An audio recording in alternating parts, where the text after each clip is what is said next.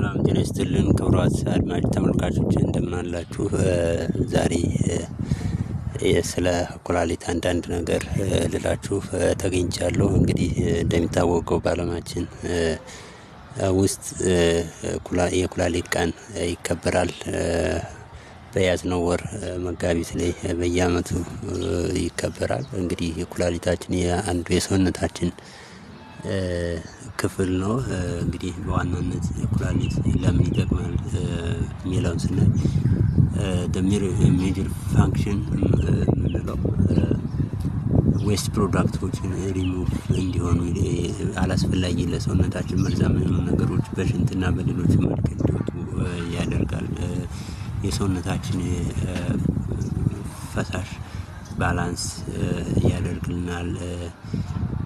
አስፈላጊ ንጥረ ነገሮች ኤሌክትሮላይት የምንላቸው እነሱን ባላንስ እንዲሆኑ ያደርጋል። አሲድ ቤዝ ባላንስ እንዲኖር ያደርጋል። ሌላው ብለድ ፕሬሸር የደም ግፊታችን የተስተካከለ እንዲሆን እና ሌሎች መሰል ተግባራትን ያከናውንልናል ማለት ነው። ኩላሊታችን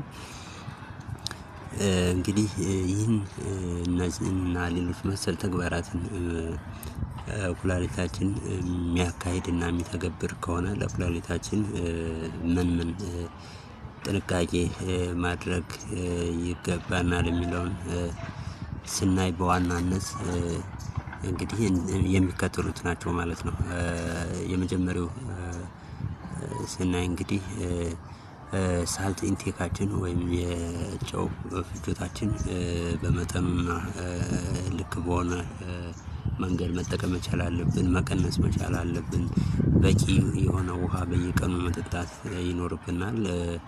የስኳር የደም ግፊት ልኬታ በየጊዜውና በየወቅቱ ማድረግ ይጠበቅብናል። ሌላው ደግሞ ለህመም ማስታገሻ ተብሎ የሚወሰዱ መድኃኒቶችን ካልባሰን እና ካልተቸገርን በቀር በየጊዜው ወይም በተደጋጋሚ መውሰድ ያን ያክል አይመከርም። ለኩላሊት ጥሩ አይደለም።